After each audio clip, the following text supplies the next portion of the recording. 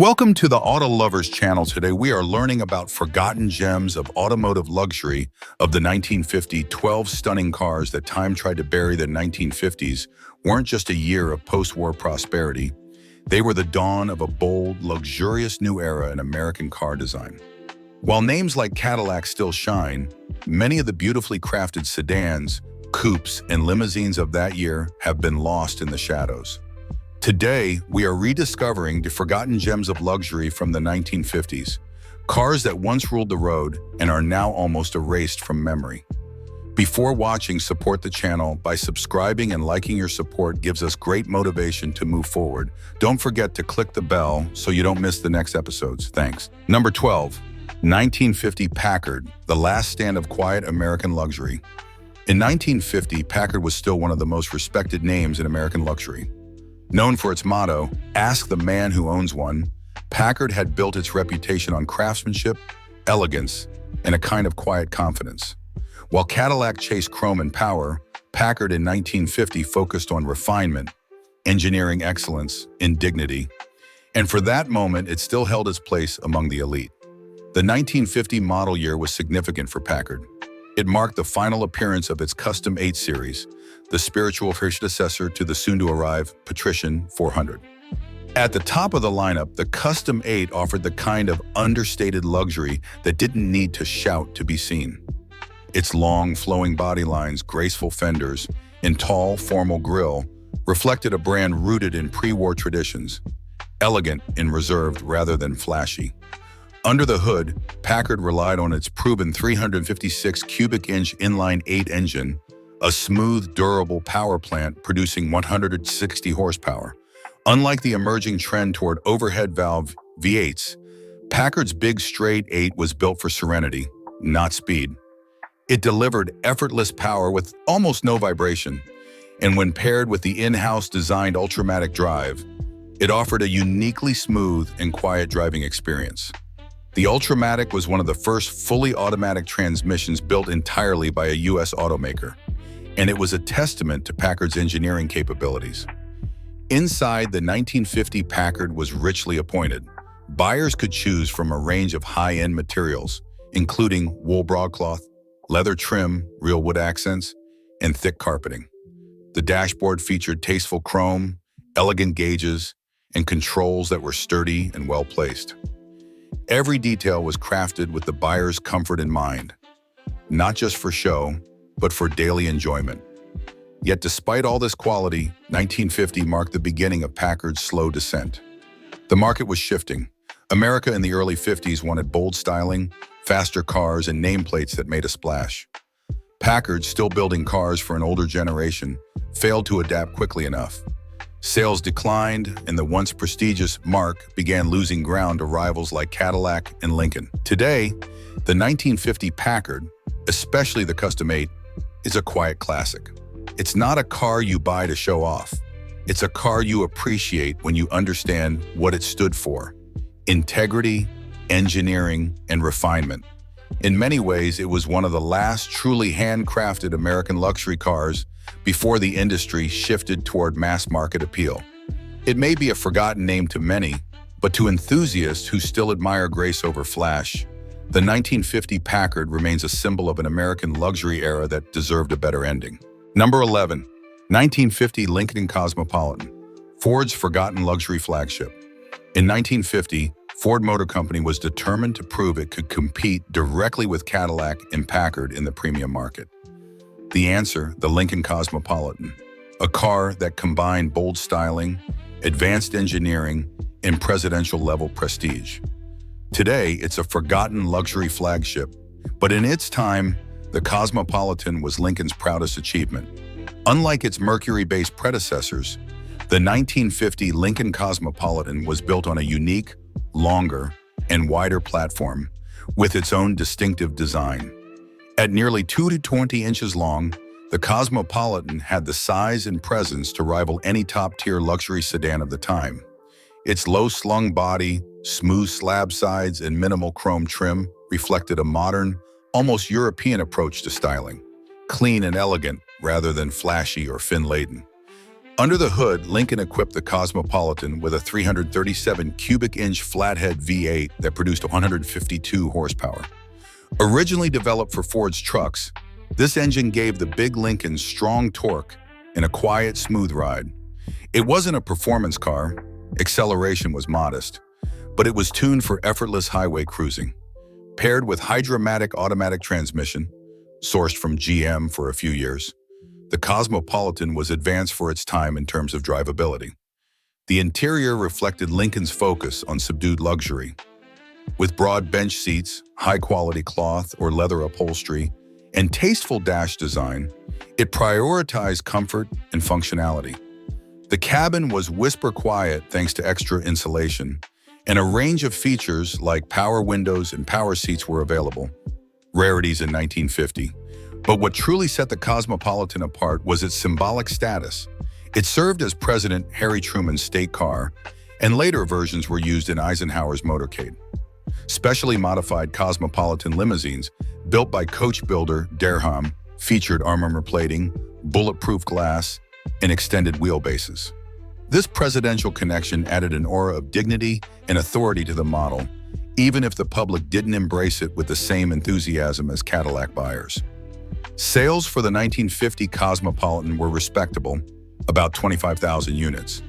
But Lincoln struggled to carve out a firm identity between Ford's practicality and Mercury's style. Cadillac's dominance and Packard's legacy made it difficult for Lincoln to break through, even with a car as refined and forward-thinking as the Cosmopolitan.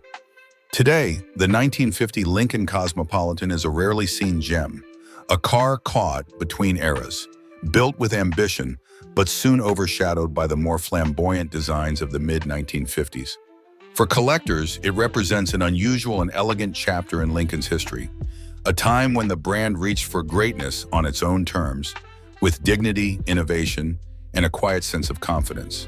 Number 10, 1950, Cadillac Series 62, the beginning of the modern American luxury car. By 1950, Cadillac had firmly established itself as the gold standard of American luxury, and the Cadillac Series 62 was at the very heart of that success. It wasn't just a car, it was a symbol of post-war prosperity, technological progress, and unmatched prestige. While Packard and Lincoln still fought for relevance, Cadillac had already taken the throne, and the 1950 Series 62 helped make that happen. Visually, the 1950 Series 62 built on the sleek, elegant look introduced in the late 1940s but added more refinement. The car featured smooth, rounded fenders, a gently sloping roofline, and Cadillac's signature sombrero wheel covers. Tail fins, which had debuted in 1948 as a subtle nod to aircraft design, became slightly taller and more defined, beginning Cadillac's now legendary styling trend. Chrome was tastefully applied, not excessive, giving the car both flash and formality. What made the Series 62 truly significant, though, was what lived under the hood. The 331 cubic inch overhead valve V8 engine, introduced just 1 year earlier in 1949.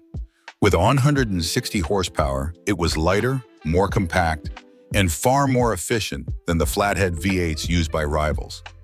This engine didn't just give the Cadillac more power, it changed the game, setting a new standard for American automotive performance and engine design for the next decade. Matched with the smooth Hydra-matic automatic transmission, the Series 62 offered a driving experience that was effortless, powerful, and refined. It cruised comfortably at highway speeds, accelerated with surprising strength for its size, and delivered a level of smoothness that few competitors could match. Inside, the Series 62 was spacious and luxuriously trimmed. Buyers could choose from cloth, leather, or two-tone combinations, and the dashboard featured a beautifully designed instrument cluster with chrome detailing, Art Deco styling, and intuitive controls. Power windows and power seats were optional, as was a signal-seeking radio, features that were cutting-edge at the time. The 1950 lineup offered the Series 62 in multiple body styles: a four-door sedan, a two-door coupe, and the glamorous convertible coupe, the latter being one of the most stylish American cars of the era. With over 100,000 units sold, the Series 62 became Cadillac's volume leader and an icon of early 1950s automotive design. What makes the 1950 Cadillac Series 62 historically important is this. It was the first truly modern luxury car. It combined powerful engineering, forward-thinking design, comfort, and presence.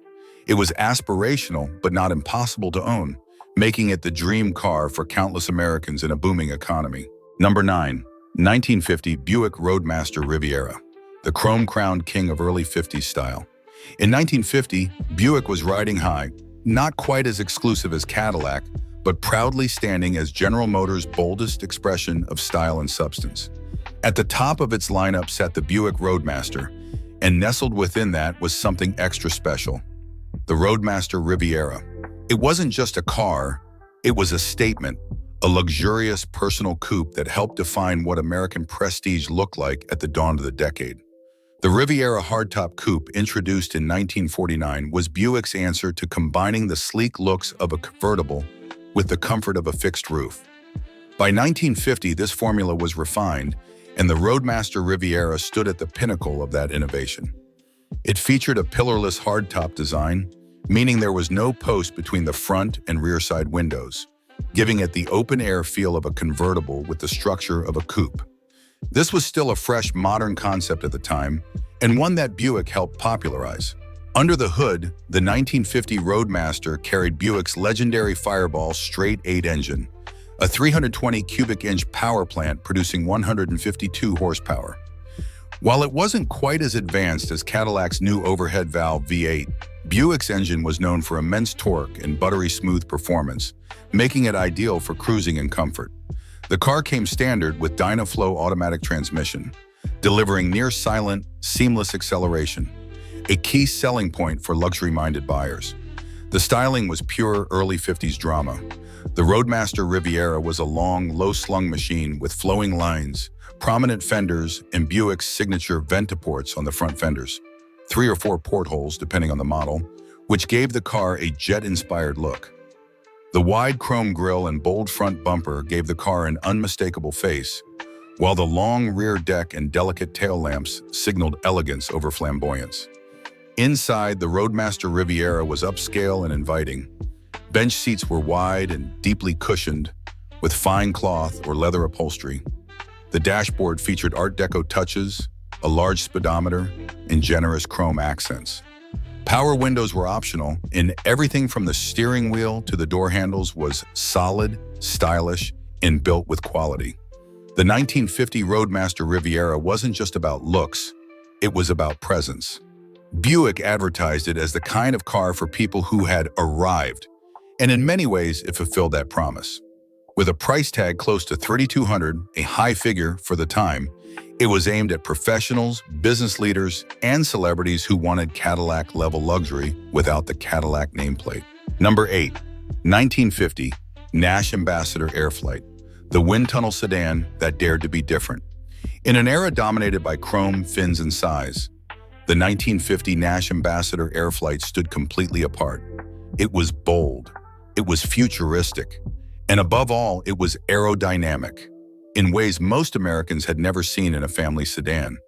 While it may not have aged into the same iconic status as Cadillacs or Buicks, the 1950 Nash Ambassador Airflight was a true outlier and one of the most forward-thinking cars of its time. Let's start with the obvious: the shape. While most 1950 cars were still rooted in pre-war styling cues, Nash, under the guidance of designer Niels Wahlberg in the legendary Pininfarina, delivered a sleek, rounded, almost pod-like design that looked more at home in a wind tunnel than a dealership lot. Its Airflight monocoque unibody construction was not only futuristic in appearance, but also more rigid and lighter than the traditional body-on-frame construction used by most competitors. This was a car designed with aerodynamics in mind, a concept still foreign to many American automakers at the time. Its smooth, integrated fenders, low drag profile, and enclosed wheels all contributed to a quieter ride and better fuel efficiency, and gave it an unmistakable, almost space-age silhouette. You either loved it or hated it, but no one ignored it. Powering the Ambassador was a 234 cubic inch inline-6 engine, producing about 115 horsepower, a respectable figure for a full-size sedan in 1950. While not a muscle car by any means, the Ambassador was well suited for long highway drives, offering smooth performance and excellent fuel economy for its class. A hydromatic automatic transmission, licensed from GM, was available, giving it driving ease that appealed to mid-century families. Inside, Nash went even further in bucking tradition. The Ambassador Airflight was designed around comfort and utility. Its most famous feature? The airliner reclining seats, which could fold completely flat to create a bed-like surface, a truly novel idea in the early 1950s. Nash marketed this as a perfect road trip solution, and it resonated with families looking to explore post-war America by car. The cabin was also heavily insulated, contributing to what Nash proudly claimed was the quietest ride in the industry. But not everything about the Ambassador Airflight worked in its favor. Its unconventional design, especially the enclosed wheels and bulbous profile, received mixed reactions from buyers. Some admired its innovation, while others found it awkward and unappealing. In a decade obsessed with flash and flare, the Nash's function over form philosophy struggled to keep pace with GM and Ford's more glamorous offerings. Despite this, Nash proved something important with the 1950 Ambassador. You didn't need to look like everyone else to offer something great. It was a car far ahead of its time, packed with smart engineering, thoughtful design, and a bold willingness to challenge the status quo. Number 7. 1950 Fraser Manhattan, the forgotten face of post-war elegance. In the crowded field of early 1950s American cars, the 1950 Fraser Manhattan stood out not by being the flashiest or the fastest, but by being remarkably well-built, thoughtfully styled, and surprisingly advanced. Produced by the now-defunct Kaiser Fraser Corporation, the Manhattan was the top-tier offering in a short-lived attempt to shake up Detroit's Big Three dominance.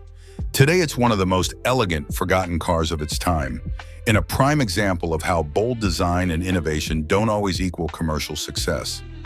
Let's begin with the styling, which was considered groundbreaking in its day. The 1950 Fraser Manhattan carried over the sleek, slab-sided design introduced in 1947, a look created by stylist Howard Dutch Darren. Compared to the bulbous, fender-heavy cars still rolling off GM and Ford's lines, the Manhattan was low, clean, and modern, with flush fenders, a full envelope body, and sweeping belt lines that gave it an upscale, almost European feel. It was a full-size car, but its proportions were more balanced than bulky. The front featured a bold, upright grille flanked by jeweled headlamps, and the rear tapered slightly with understated tail fins. Modest but stylish. The Manhattan's body panels were carefully fitted, and its trim details felt deliberate rather than excessive. Under the hood, the Fraser Manhattan used a 226 cubic inch Continental L-head six-cylinder engine, producing around 115 horsepower. While not a V8 powerhouse like some contemporaries, the engine was smooth, reliable, and mated to either a 3-speed manual or optional overdrive, delivering a respectable driving experience for a car focused more on luxury than performance. What it lacked in brute force, it made up for in quiet confidence. Where the Manhattan truly impressed was inside. The interior was among the most luxurious in its class, featuring upscale materials like broadcloth, real wood accents, two-tone dashboards, and a host of thoughtful details. The seats were white, wooden-daintily padded, the door panels richly trimmed, and the controls ergonomically laid out. In many ways, it offered a cabin experience that rivaled Cadillac and Packard, but at a lower price. One unique design feature was the 6-passenger club sedan body style, with a rear deck that was slightly shortened, giving it a sportier profile without sacrificing interior space. It was a small touch, but one that hinted at the Manhattan's goal to provide class and comfort with a hint of individuality. So why did it disappear? Simply put, Kaiser Fraser lacked the production scale and marketing muscle of GM, Ford, or Chrysler. Despite its strong engineering and design, the company struggled financially. The 1950 model year was Fraser's last. Only about 70,000 Manhattans were built between 1947 and 1951. After that, Kaiser focused more on its namesake brand, and Fraser quietly faded from the American landscape. Number 6. 1950 DeSoto Custom, the graceful middle-class luxury car America forgot. In the golden age of post-war American automobiles, the 1950 DeSoto Custom offered something special, a blend of comfort, class, and approachability. Positioned between Chrysler's premium offerings and the more modest Dodges and Plymouths, DeSoto was Chrysler Corporation's answer to the middle-class buyer who wanted style and refinement without Cadillac prices. The Custom model was its flagship, a quiet achiever that is often overlooked today, but was once a common sight in American driveways. Stylistically, the 1950 DeSoto Custom embraced the rounded, pontoon body design popular in the late 1940s, but with updates that kept it looking current for the start of the new decade. It featured a broad grille made of thin vertical bars, wide fenders that flowed smoothly into the body, and a clean, conservative profile. The look wasn't flashy or daring like some contemporaries, but that was the point. It was dignified, dependable, and handsome in a modest way. One of DeSoto's standout features was its airfoil front fender design, which improved visibility and gave the car a bit of flair. And while the brand didn't chase trends like tail fins or excessive chrome, at least not in 1950, the Custom still offered plenty of tasteful brightwork and a solid, upright presence on the road. Under the hood, the 1950 Custom was powered by a 236.6 cubic inch inline-six engine, delivering 112 horsepower. That may not sound like much today, but for 1950, it offered smooth and reliable performance, especially when paired with DeSoto's signature tip-toe hydraulic shift transmission, a semi-automatic unit that allowed clutchless shifting between gears at low speeds. This was an advanced, user-friendly feature in its time, especially for drivers transitioning from full manuals. Inside, the Custom lived up to its name. The cabin was roomy and finished in durable but refined materials like broadcloth or two-tone vinyl. Chrome accents adorned the dash and door panels, and the instrumentation was clear, stylish, and functional. DeSoto emphasized ride quality and comfort. Its soft suspension, quiet interior, and wide seats made it ideal for long-distance travel.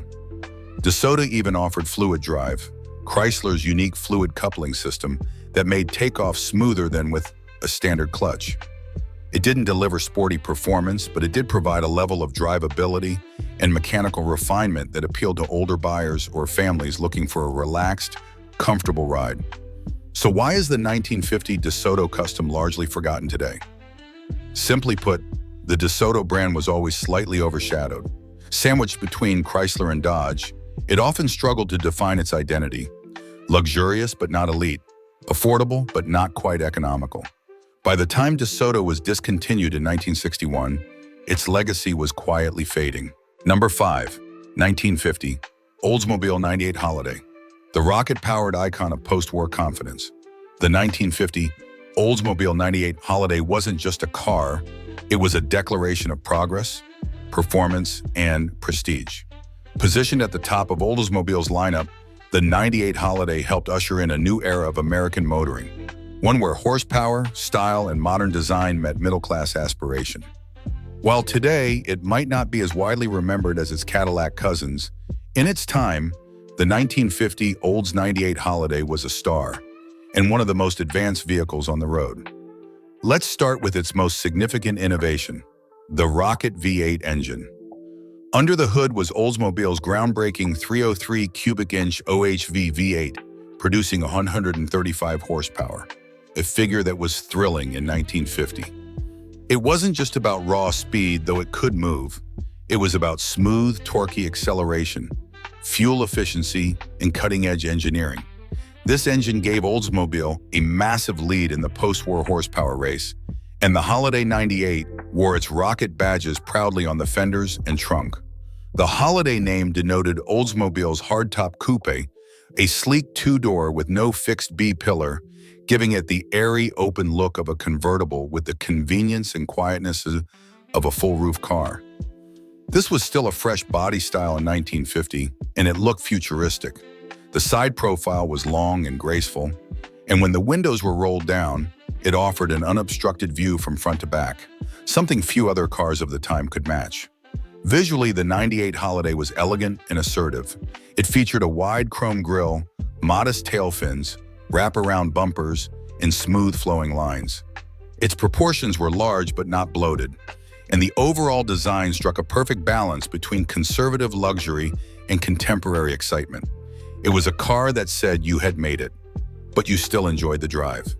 Inside, the 98 offered one of the most luxurious cabins Oldsmobile had ever built. Wide bench seats were trimmed in fine two-tone fabrics or optional leather, and the dashboard featured aircraft-inspired instruments, chrome accents, and a stylish steering wheel with a full horn ring. Power windows and power seats were available, premium features at the time, and the ride was smooth thanks to a well-tuned suspension and solid chassis. The 98 Holiday was also among the first cars to popularize automatic transmission as a standard option in luxury tier vehicles. Oldsmobile's Hydromatic drive was one of the earliest and best automatic transmissions of the era, helping make the driving experience smoother and more accessible to a growing market of post-war Americans. So why does the 1950 Oldsmobile 98 Holiday matter today? Because it represents a turning point, when style, performance, and modern engineering came together in a package that was aspirational yet attainable. It was one of the first true driver's luxury cars, powerful, refined, and thoroughly modern. Number 4. 1950 Studebaker Commander Land Cruiser, the jet-age sedan that turned heads. In a world of bulbous fenders and recycled pre-war styling, the 1950 Studebaker Commander Land Cruiser was a vision from the future. With sleek lines, dramatic proportions, and unmistakable character, it didn't just look triumphant, it was different. While it may not have been a commercial juggernaut, the Land Cruiser of 1950 earned its place in history as one of the boldest and most advanced full-size sedans of its time. Let's talk about design, the most unforgettable aspect of the 1950 Land Cruiser. Designed by Virgil Exner and Raymond Loewy's studio, the Land Cruiser boasted the now famous bullet nose front end, which made it look more like a fighter plane than a family car. This wasn't subtle styling, it was daring, futuristic, and meant to stand out.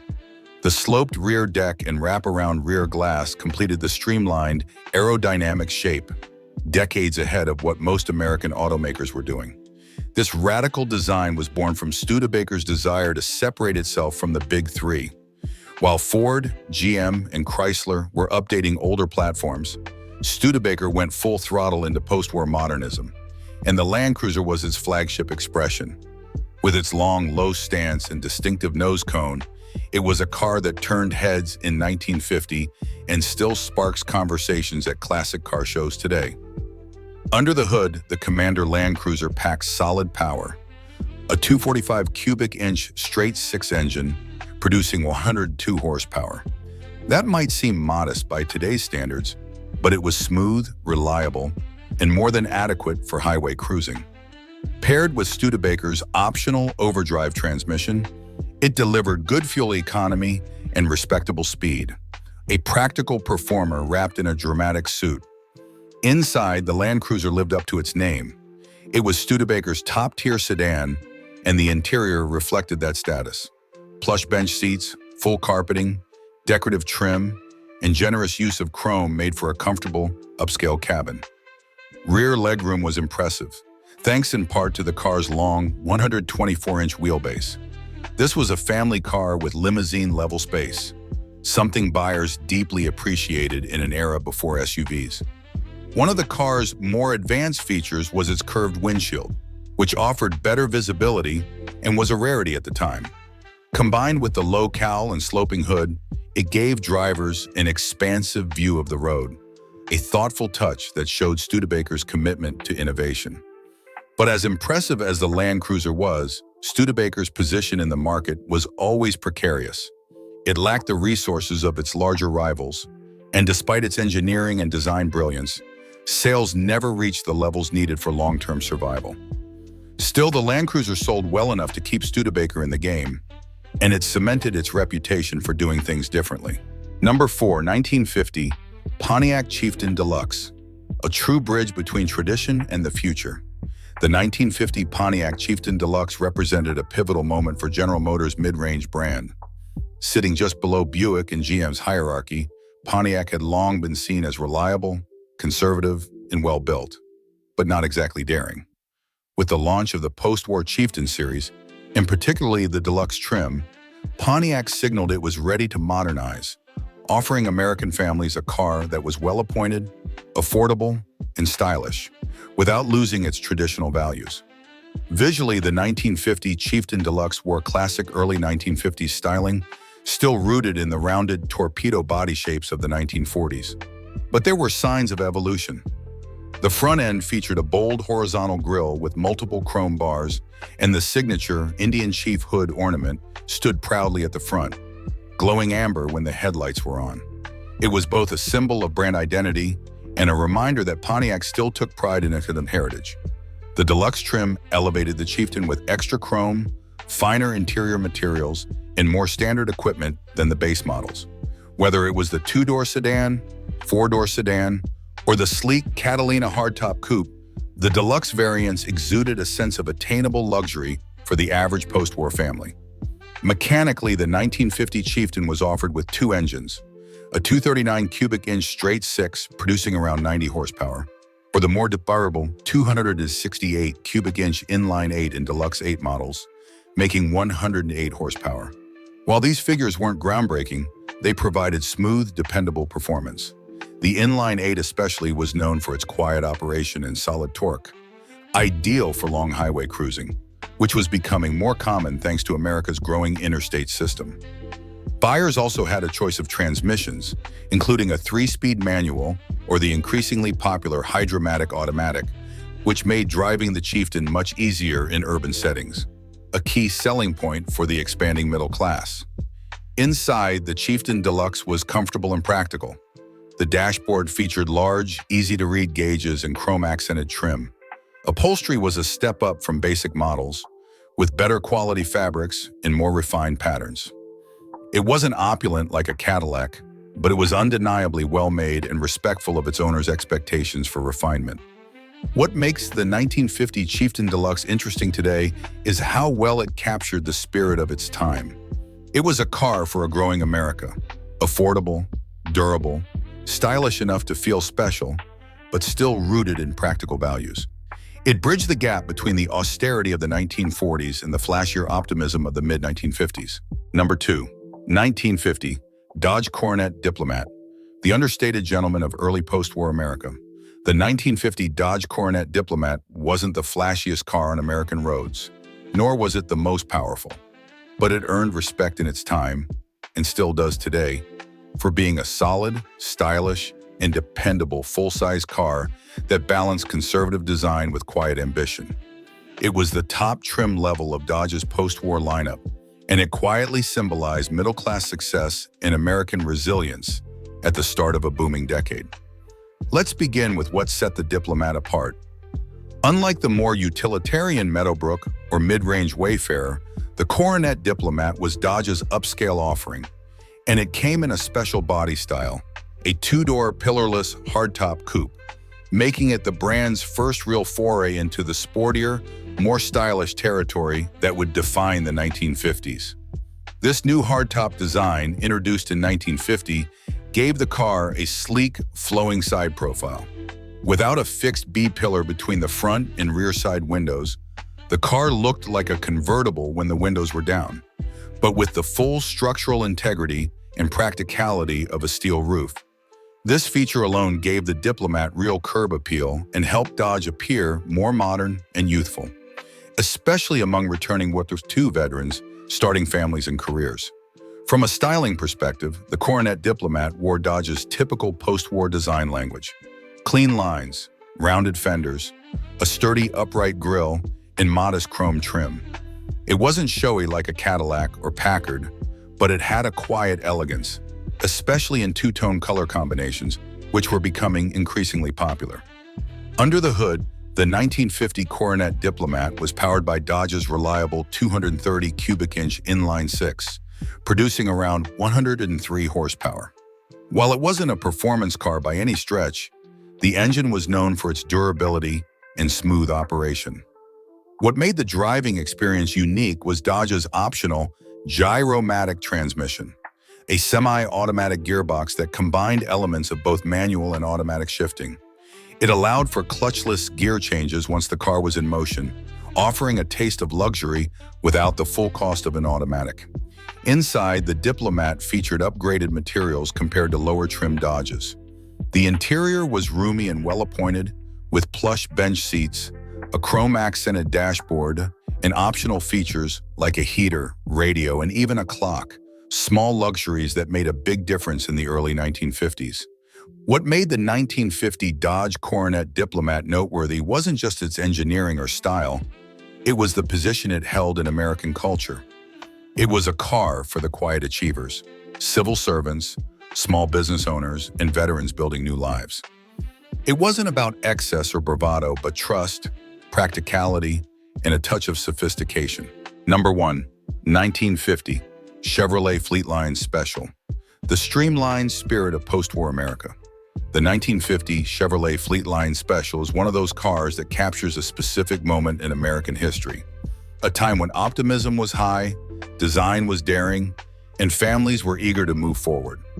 As part of Chevrolet's broader push into stylish, accessible vehicles for the booming post-war market, the Fleetline Special stood out not just as transportation, but as a statement of motion, elegance, and modernity. Let's start with the most distinctive feature, the fastback design. The 1950 Fleetline Special featured a gracefully sloped rear roofline that flowed all the way to the rear bumper, a design that made the car look like it was moving even when standing still. It was Chevrolet's way of saying aerodynamics, long before that term was popular in consumer car marketing. The look was inspired by pre-war aero coupes and even aircraft design. And in 1950, it was still bold and fresh, especially in a sea of more upright sedans. The Fleetline was offered in both the Special and higher trim Deluxe lines, with the Special being the more modest, affordable version. But don't mistake Special for plain. This was still a handsome, well-proportioned car. It featured smooth, rounded fenders, tasteful chrome trim, and the now iconic Chevrolet 5-bar grille, which helped define Chevy's look in the early 1950s. The Fleetline Special was also available in both 2-door and 4-door configurations, giving buyers a stylish yet practical choice. Under the hood, the 1950 Fleetline Special came equipped with Chevy's tried-and-true 216.5 cubic inch Stovebolt inline-six, producing about 92 horsepower. It wasn't a rocket, but it was incredibly reliable, easy to work on, and built to last, a hallmark of Chevrolet's reputation in the post-war years. The standard 3-speed manual transmission was column-mounted, and many Fleetlines also featured vacuum assist shifting or overdrive as optional equipment, improving drivability on longer trips. Inside, the Fleetline Special offered clean, simple design. The dashboard was symmetrical and tastefully styled, with large round gauges and a classic 2-spoke steering wheel. The upholstery was durable cloth, and while you wouldn't call it luxurious, the cabin was comfortable, spacious, and very well put together for a car in its price class. It was built for real families, not just showroom flash. The 1950 model year marked the final full year of the Fleetline's fastback design. By 1952, it would be phased out as public taste shifted toward more squared-off, upright sedans and hardtops. But for many enthusiasts and collectors today, that fastback profile remains the Fleetline's most defining and attractive feature. So why does the 1950 Chevrolet Fleetline Special still matter? Because it was more than just a car, it was part of the American dream in motion. It offered good looks, dependable engineering, and affordability at a time when millions of families were starting over and reaching higher. The Fleetline helped define what a family car could be: stylish, functional, and aspirational, all at once. But